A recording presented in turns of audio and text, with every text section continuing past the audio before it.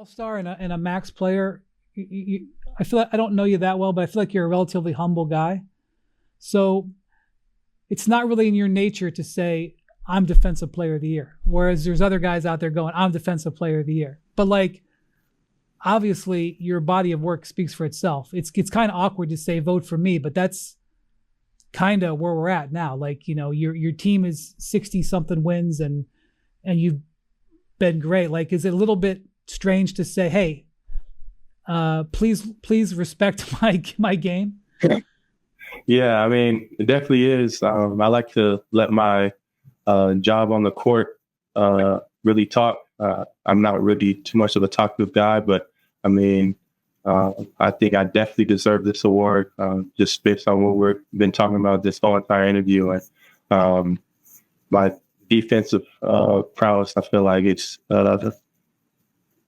top tier from what I put out this whole season. And I'm going to keep doing that. And I really can't wait for the playoffs to up it even more. Thank you. This is exactly what we wanted to see from Evan Mobley. It's not the over-the-top, boisterous, oh, I'm defensive player of the year level talking that Draymond Green and the ilk have done.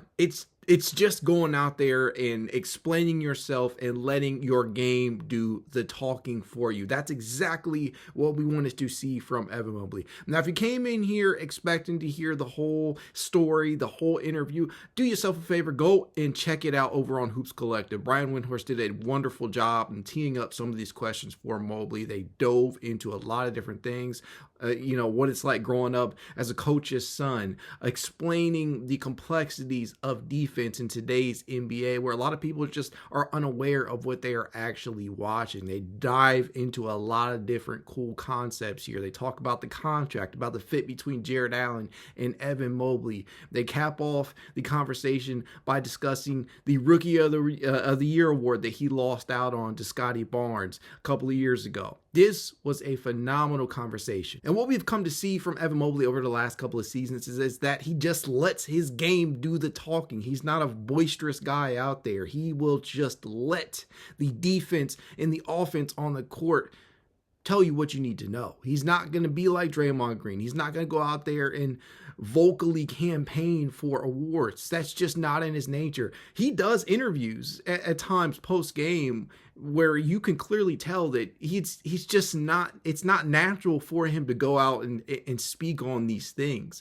I think a lot of guys in the NBA are. They just prefer to do their work. Kawhi Leonard has been like that for a long time. Evan Mobley is kind of cut from the same cloth, in which he's just not very much one to go out there and be very vocal about the award race. And you know what? I can appreciate that, because I am one of those people that believe that your game should do the talking at the end of the day. So props to Brain Windhorst and company for getting Mobley on. This aligns perfectly for some of the narratives, the late game pushes that need to be done in regards to agendas. Because at this point, as Brian said during this interview, it's become about, it has really honestly become about being vocal. This is what this award race has turned into. It's about going out there and letting the voters know, hey, vote for me. That's essentially what this shit has turned into. And I'm glad that Evan Mobley, he just, he just spoke his mind. I like to let my game speak for itself. You heard him say that a couple of different times, and this was a very illuminating interview in that regard. So I'm glad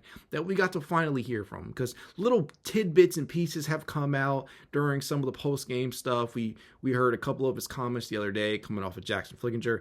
Very, very good questions that he prompted at the end of the post-game session the other day. But man, this was even more illuminating.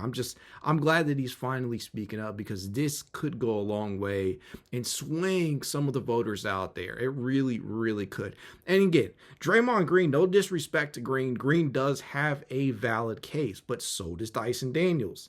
So does Lou Dort.